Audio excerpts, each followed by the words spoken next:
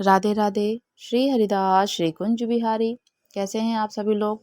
I hope Kanha ji की कृपा से आप सभी लोग अच्छे होंगे और स्वस्थ होंगे।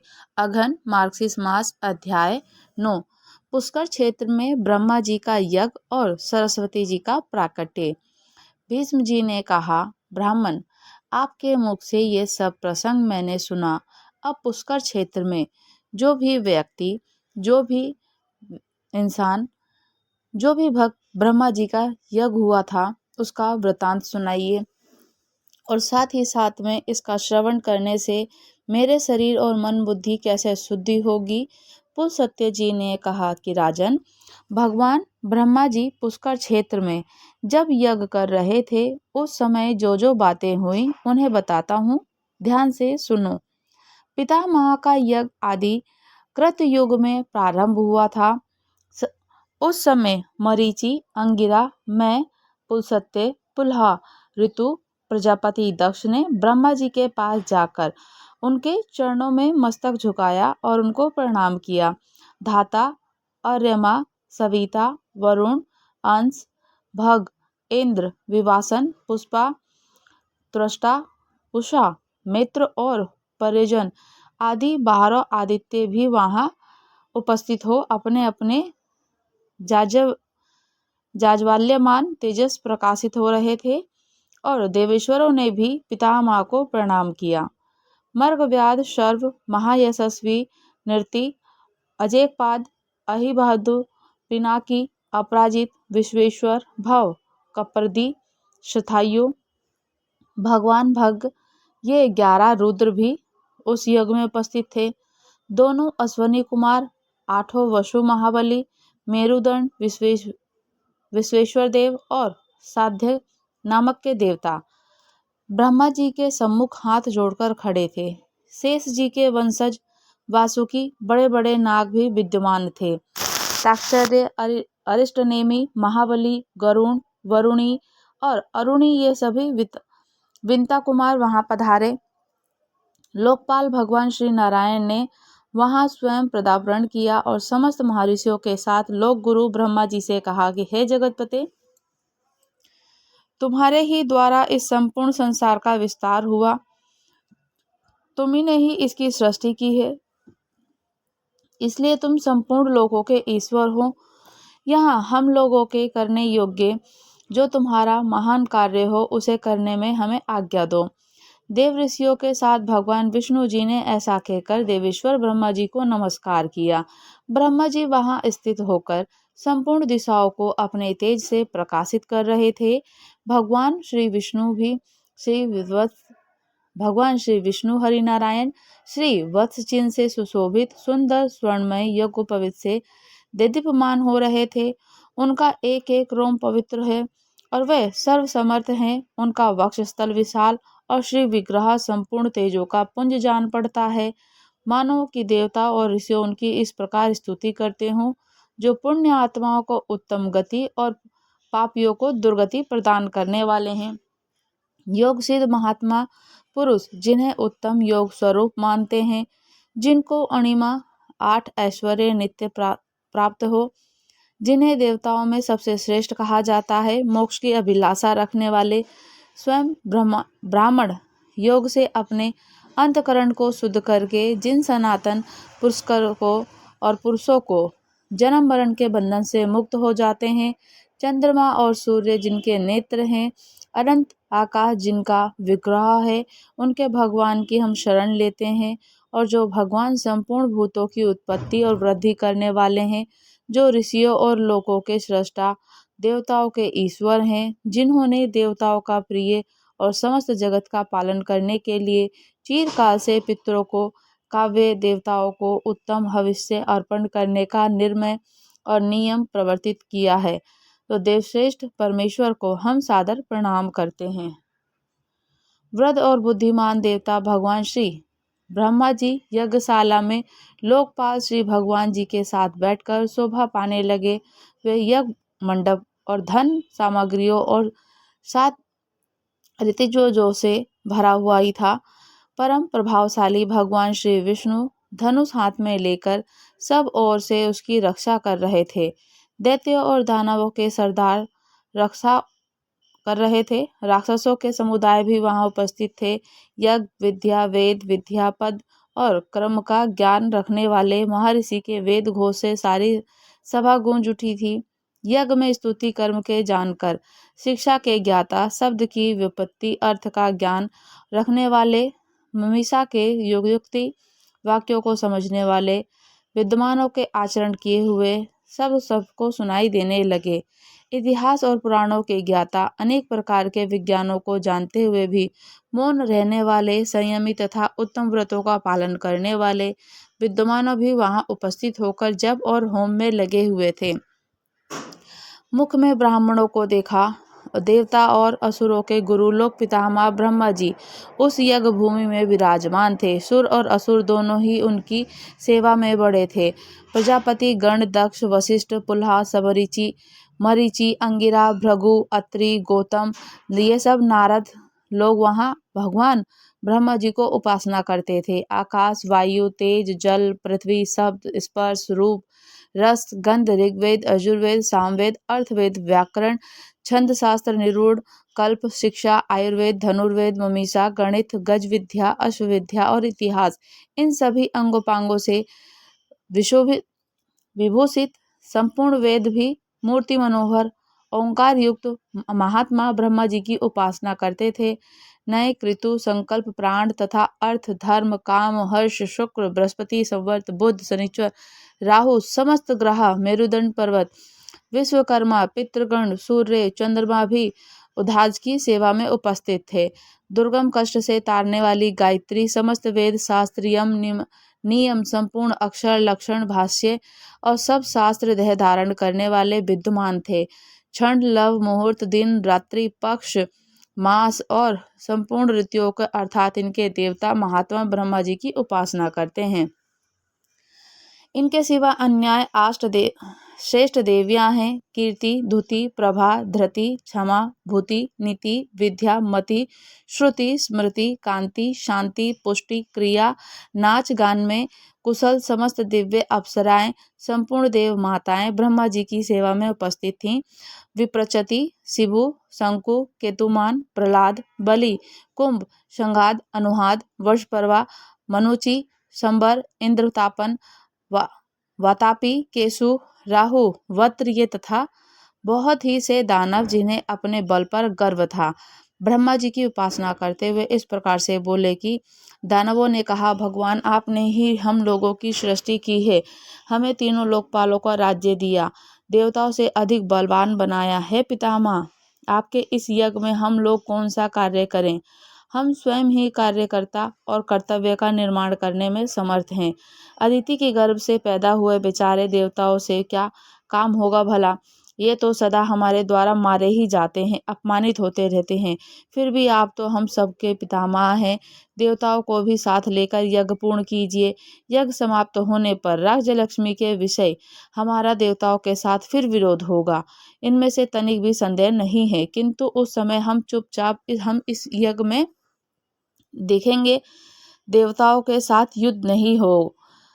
पुलस्त्य जी कहते हैं, दानवों को के ये गर्वयुक्त वचन सुनकर इंद्र सहित महायशस्वी भगवान श्री विष्णु नरेश और शंकर जी से कहा कि भगवान विष्णु जी बोले कि प्रभु, पितामह के यक्ष और यज्ञ प्रधान दानव आए हैं, तो ब्रह्मा जी ने इनको भी यज्ञ में आमंत्रित किया है। ये सब लोग इसमें विघ्न डालने का प्रयत्न कर रहे हैं, परंतु जब तक यज्ञ समाप्त ना हो जाए, जब तक हम लोग क्षमा करना चाहिए, जब तक हम लोगों को इन्हें क्षमा कर देना चाहिए। इस यज्ञ के समाप्त हो जाने पर देवताओं और दानव के साथ युद्ध करना होगा। उस समय आपको ऐसा ना करना चाहिए जिससे पृथ्वी पर उस दानवों का नामो निशान मिट जाए।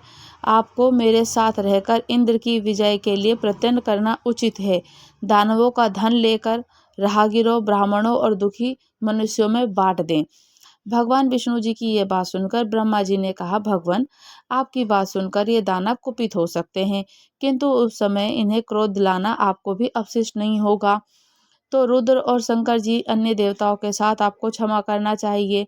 तो सतयुग के अंत में जब ये यज्ञ समाप्त हो जाएगा, उस समय मैं आप लोगों को इन दानवों को विदा कर दूंगा। उसी समय आप सब लोग संगीत या विग्रह हो उचित हो जो हो उचित हो वही कीजिएगा। पुलस्त्य जी कहते हैं कि भगवान ब्रह्मा जी उन दानवों से कहा कि तुम्हें देवताओं के साथ किसी प्रकार विरोध नहीं करना चाहिए। इस समय तुम सब लोग परस्पर मित्र भाव से रहकर मेरे कार्य को संपन्न करो। दानवों ने कहा, पितामह, आपके प्रत्येक आदेश का पालन हम लोग करेंगे। देवता हमारे छोटे भाई हैं, उन्हें हमारी ओर से कोई भय नहीं है। दानवों की ये बात सुनकर ब्रह्मा जी को बहुत संतोष हुआ। थोड़ी ही देर के बाद उनके यज्ञ का वृतांत सुनकर ऋषियों का एक समुदाय आ पहुंचा। भगवान विष्णु जी ने उनका पूजन किया। पिनाकधारी महादेव पिताजी ने भी उन्हें आसन दिया और ब्रह्मा जी की आज्ञा से वशिष्ठ जी ने सबको अर्घ निवेदित करके उनका कुशल क्षेम से उनका आदर सत्कार करके पुष्कर क्षेत्र में उन्हें निवास स्थान देकर कहा, आप लोग आराम से यहीं रहें। उसके पश्चात जटा और मृग चर्म धारण करने वाले समस्त महर्षि ब्रह्मा जी के यज्ञ सभा को सुशोभित करने लगे। उनमें कुछ महात्मा बालखित थे और कुछ लोग संघ प्रख्यान, एक समय के लिए ही अन्न ग्रहण करने वाले और तत्व का विचार करने वाले, अनेक प्रकार के नियमों का संकलन और वेदी पर शयन करने वाले। उन सभी तपस्वियों ने पुष्कर के जल को ज्यों ही अपने मुख में देखा, उसी क्षण वे अत्यंत रूपवान हो गए। फिर एक दूसरे की ओर देखकर सोचने लगे कि ये कैसी बात है, ये कैसी विचित्र माया।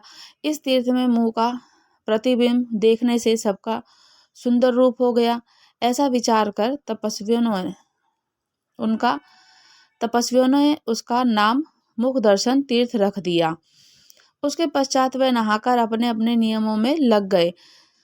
उनके गुणों को कहीं उपमा नहीं देते थे। नरश्रेष्ठ सभी वनवासी मुनि वहां रहकर अत्यंत शोभा पाने लगे। उन्होंने अग्निहोत्र करके अनेक प्रकार की वो सभी वनवासी वहां रहकर अत्यंत शोभा पाने लगे। उन्होंने अग्निहोत्र करके अनेक प्रकार की क्रियाएं संपन्न की। तपस्या से उनके पाप भस्म हो चुके थे। वे सोचने लगे कि ये सरोवर सबसे श्रेष्ठ है। ऐसा विचार करके उन द्विजों ने उस सरोवर का श्रेष्ठ पुष्कर नाम रख दिया।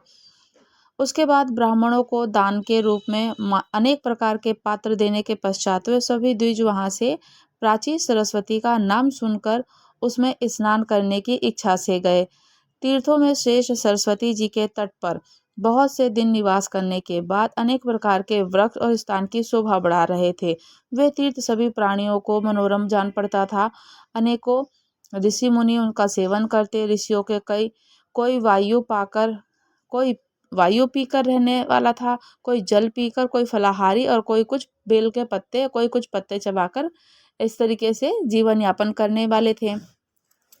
तो सरस्वती जी के तट पर महर्षियों जी का स्वाध्याय का शब्द गूंजता रहता था। मृगों के सैकड़ों झुंड वहां विचरा हुआ करते थे।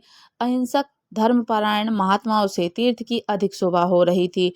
पुष्कर तीर्थ में सरस्वती नदी सुप्रभा, कांचना, प्राची, नंदा, विशाल नाम से प्रसिद्ध 5 धाराओं की प्रवाहित होती है। भूतल पर कॉमन बाजी को सभाएं उनके विस्तृत यज्ञ मंडप में जब द्विजों का शुभागमन हो गया तो देवता लोग पुण्यवाचन अनेक प्रकार के नियमों का पालन करते हुए जब ये कार्य संपादन में लग गए तो पितामह बाजी पल की दीक्षा ले चुके थे। उस समय संपूर्ण भोगों की समृद्धि युक्त यज्ञ के भगवान यजन आरंभ हुआ और राजेंद्र उन यज्ञ में द्विज आदित्यों के पास उनकी मन चाही वस्तु अपने आप उपस्थित हो जाती। धर्म और अर्थ के साधन में प्रवीण पुरुष भी स्मरण करते ही वहां आ जाते। देव गंधर्व गान करने लग जाते, अप्सराएं नाचने लग जाती, दिव्य बाजे बज उठते थे। उसकी यज्ञ समृद्धि की देवताओं भी संतुष्ट हो गए थे। मनुष्य को तो वहां का वैभव देखकर बड़ा ही विस्मय हुआ। पुष्कर तीर्थ में जब इस प्रकार ब्रह्मा जी का यज्ञ होने लगा तो उस समय ऋषियों ने संतुष्ट होकर सरस्वती जी की सुप्रभा नाम से आवाहन किया। पितामह का सम्मान करती हुई वेगशालिनी सरस्वती नदी को उपस्थित देखकर मुनियों की बड़ी प्रसन्नता हुई। इस प्रकार नदियों में श्रेष्ठ सरस्वती ब्रह्मा जी की सेवा मनीषी मुनियों की प्रसन्नता के लिए पुष्कर तीर्थ में प्रकट हुई। जो मनुष्य सरस्वती जी के तट पर अपने शरीर का परित्याग करता, प्राची सरस्वती जी के तट पर जप करता, वह जन्म और मृत्यु को नहीं प्राप्त होता है। सरस्वती जी के जल में डुबकी लगाने को अश्वमेध यज्ञ का पूरा पूरा फल प्राप्त हो जाता है। जो वहाँ नियम और उपवास के द्वारा अपने शरीर को सुखाता है, केवल जल वायु पीकर बेल पत्ते चबाकर तपस्या करता है, वह वेदी पर सोता है, यम और नियमों का पृथक पृथक पालन करता है, शुद्ध होकर ब्रह्मा जी के पद को ही प्राप्त होता है। जिन्होंने सरस्वती तीर्थ में तिल भर भी स्वर्ण का दान किया हो, उनका वह दान मेरु पर्वत के दान के बराबर ही फल देने वाला हो जाता है। ये बात पूर्व काल में स्वयं प्रजापति ब्रह्मा ने कही थी। जो मनुष्य उस तीर्थ पर श्राद्ध करेगा, वह अपने कुल की 21 पीढ़ियों के साथ स्वर्गलोक में वास करेगा। वो तीर्थ पितरों का बहुत प्रिय है, जो कि पुष्कर है। पुष्कर में अगर तीर्थ वहाँ पे पिंडदान किया जाता है, श्राद्ध किया जाता है, तो वहाँ पर 21 पीढ़ियाँ तर जाती हैं। वहाँ एक ही पिंड देने से उन्हें पूर्ण कृतज्ञ हो जाते हैं। वह पुष्कर तीर्थ के द्वारा उद्धार पाकर ब्रह्मलोक में पधारते हैं। फिर उन्हें अन्न भोगों की इच्छा नहीं होती है, वे मोक्ष मार्ग में चले जाते हैं। अब मैं सरस्वती नदी की जिस प्रकार पूर्ववाहिनी हुई वह प्रसंग बताता हूँ। सरस्वती नदी का प्राकट्य कैसे हुआ। पहले की बात है कि एक बार इंद्र आदि समस्त देवता की ओर से भगवान विष्णु जी ने सरस्वती से कहा कि देवी, तुम पश्चिम समुद्र के तट पर जाओ, इस बायन को लेकर के समुद्र में डाल दो। ऐसा करने से समस्त देवताओं का भय दूर हो जाएगा। तुम माता की भांति देवताओं को अभय दान दे दो। तो सबको उत्पन्न करने वाले भगवान विष्णु हरि नारायण की ओर से यह आदेश मिलने पर देवी सरस्वती ने कहा, भगवान, मैं स्वाधीन नहीं हूँ। आप इस कार्य के लिए मेरे पिता ब्रह्मा जी से अनुरोध कीजिए। पिताजी की आज्ञा के बिना मैं एक पग भी नहीं कहीं जा सकती। तो सरस्वती का अभिप्राय जानकर देवताओं ने ब्रह्मा जी से कहा कि पितामह, आपकी कुमारी कन्या सरस्वती बड़ी साध्वी है, उसमें किसी प्रकार का दोष नहीं देखा गया है। उसे छोड़कर दूसरा कोई दोष नहीं है। जो बड़वा नल को भी जो बड़वान नल को से जा सकते हैं। पुलस्त्य जी कहते हैं, देवताओं की बात सुनकर ब्रह्मा जी सरस्वती को बुलाया, उसे गोद में लेकर उसका मस्तक सूंघा, फिर बड़े स्नेह के साथ कहा, बेटी, तुम मेरी और इन समस्त देवताओं की रक्षा करो। देवताओं के प्रभाव से तुम्हें इस कार्य को करने में बड़ा ही सम्मान प्राप्त होगा। इस बड़वान नल को लेकर सारे जाकर के खारे पानी में समुद्र में डाल दो। पिता के वियोग के कारण बालिका के नेत्रों में आंसू छलछला आए। उसने ब्रह्मा जी को प्रणाम करके कहा, अच्छा, जाती हूँ। उस समय संपूर्ण देवता और उसके पिता ने कहा कि भय नहीं करो। इसे वह भय छोड़कर प्रसन्न चित्त होने जाने के लिए तैयार हुई। उसकी यात्रा के समय शंख और नगरों की ध्वनि मंगल घोष होने लगा, जिसकी आवाज से सारा जगत गूंज उठा। सरस्वती अपने तेज के सर्वत्र प्रकाश फैलाती हुई चली गई। उस समय गंगा जी उसके पीछे पीछे हो चली। तब सरस्वती ने कहा कि सखी, तुम कहाँ आती हो? मैं फिर तुमसे मिलूंगी। सरस्वती के ऐसा कहने पर गंगा जी के मधुर वाणी को कहा कि सुबह अब तो तुम जब पूर्व दिशा में आओगी तभी मुझे देख सकोगी। देवताओं के सहित तुम्हारा दर्शन तभी मेरे लिए सुलभ हो सकेगा। ये सुनकर सरस्वती ने कहा, हे शुचिमते, तुम सब उत्तर विमुख होकर शोक का परित्याग कर देना। गंगा बोली, सखी, मैं उत्तर विमुख होने पर अधिक पवित्र मानी जाऊंगी, तुम पूर्व विमुख होने पर अधिक उत्तम मानी जाओगी।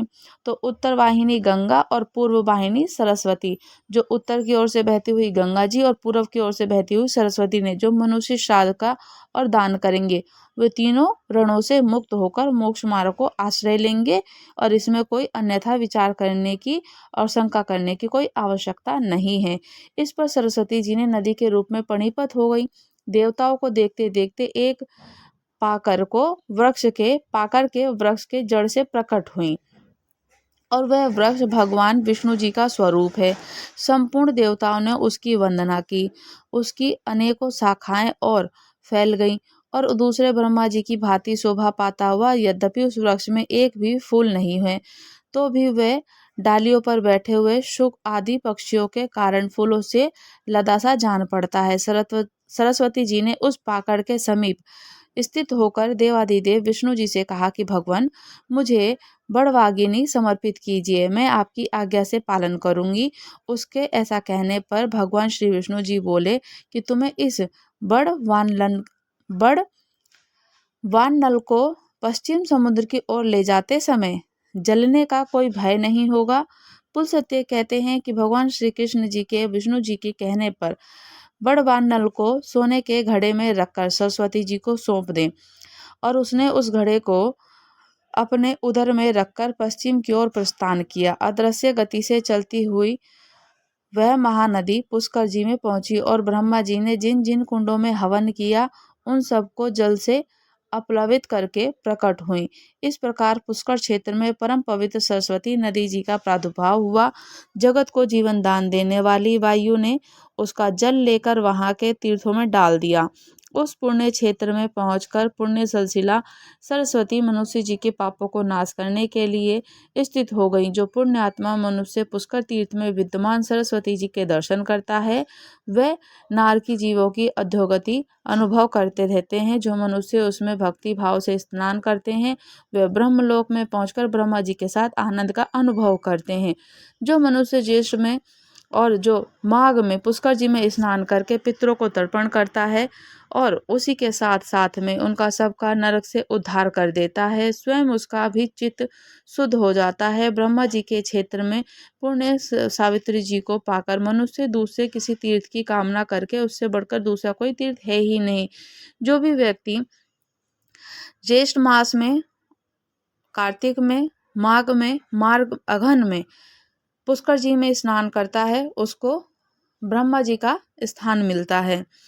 और वह सबका ज्येष्ठ पुष्कर, जो सबका ज्येष्ठ पुष्कर में एक बार डुबकी लगाने में मिल जाता है। अधिक क्या कहा जाए, जिसने पुष्कर जी के क्षेत्र का निवास किया हो। ज्येष्ठ कुंड का जल और उस तीर्थ में मृत्यु के 3 प्रकार बताते हैं कि उसने परम गति पाली हो। जो वहाँ पे मृत्यु को प्राप्त होता है तो उसको उत्तम काल, उत्तम क्षेत्र, उत्तम तीर्थ स्नान, होम करके ब्राह्मण को दान दे देना अक्षय सुख का भागी हो जाता है। कार्तिक और वैशाख के शुक्ल पक्ष में चंद्रमा और सूर्य ग्रहण के समय स्नान करने योग्य से कुरुजाल देश में जितने क्षेत्र और तीर्थ मुनीश्वरों के द्वारा बताए गए हैं, उन सब में से ये पुष्कर तीर्थ अधिक पवित्र है, ऐसा ब्रह्मा जी ने कहा है। जो पुरुष कार्तिक की पूर्णिमा को मध्यम में कुंड यानी कि पुष्कर जी में स्नान करके ब्राह्मण को धन देता है, उसे अश्वमेध यज्ञ का फल मिलता है।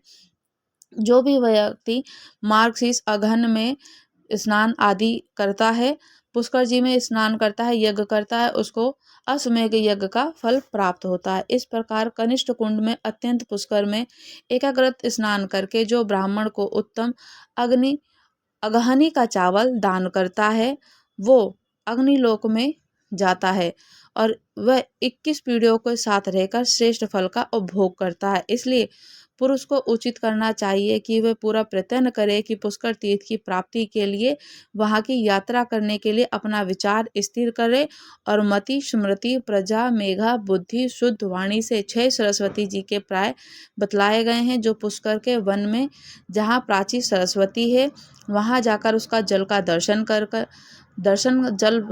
जल का भी दर्शन कर लेते हैं तो उन्हें अश्वमेध यज्ञ के फल की प्राप्ति होती है। जो उसके भीतर गोता लगाकर स्नान करते हैं तो ब्रह्मा जी का अनुचर हो जाते हैं। जो मनुष्य वहाँ विधि पूर्वक श्राद्ध करते हैं, पितरों को दुखदायी नरक करके निकालकर स्वर्ग में ही पहुँचा देते हैं।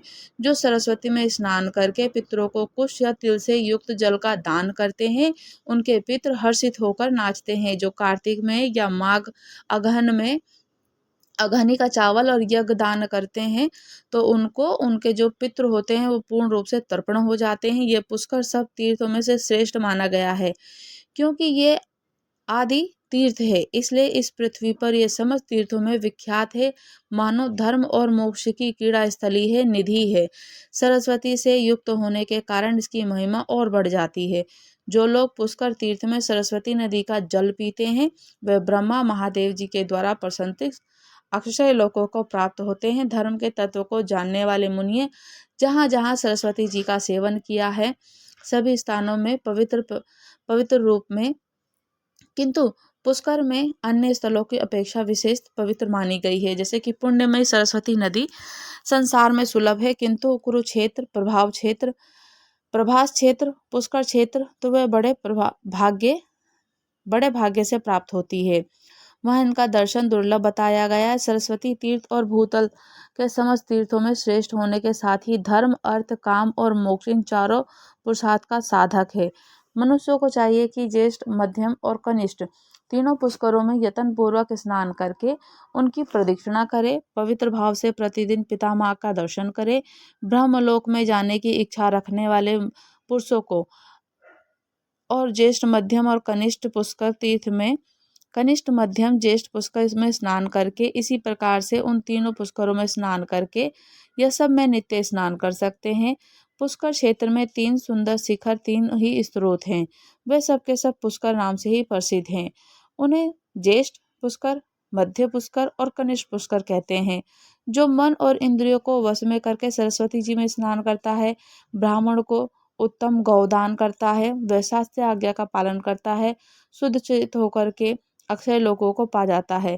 और अधिक क्या ही कहे, जो रात्रि के समय में स्नान करके वहां याचक को धन देता है, अनंत सुख का भागी होता है। पुष्कर में तिल दान की मुनि लोगों की अधिक प्रशंसा करते हैं। कृष्ण पक्ष की चतुर्दशी को वहां सदा ही स्नान करने का विधान है। कहते हैं कि मार्गशीर्ष की अगहनी में जो अगहनी के चावल होते हैं, तिल का दान करना कृष्ण पक्ष की चतुर्दशी को वहाँ सरस्वती जी में स्नान करने का बहुत बड़ा विधान है, महत्व है। तो भीष्म जी पुष्कर वन में पहुंचकर सरस्वती नदी के तट पर होने की बात बताई गई है कि सरस्वती जी का प्राकट्य इसी प्रकार से हुआ। अब वह पुनः अदृश्य होकर वहां से पश्चिम दिशा की ओर से चली गई।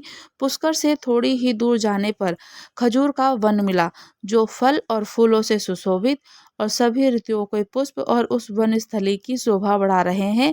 वह स्थान मुनियों के भी मन को मोह लेने वाला। वहां पहुंचकर नदियों में श्रेष्ठ सरस्वती जी पुनः प्रकट से हुई। वहां वो नंदा के नाम से तीनों लोकों में प्रसिद्ध हुई हैं। तो इस प्रकार से सरस्वती जी का प्राकट्य हुआ।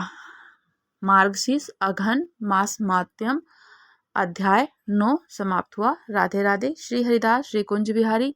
अगर आप लोग हमारे चैनल पर नए हैं तो चैनल को लाइक, शेयर, सब्सक्राइब करना बिल्कुल ना भूलें और मुझे कमेंट्स करके ज़रूर बताइएगा कि आपको कथा कैसी लगी। राधे राधे। श्री हरिदास।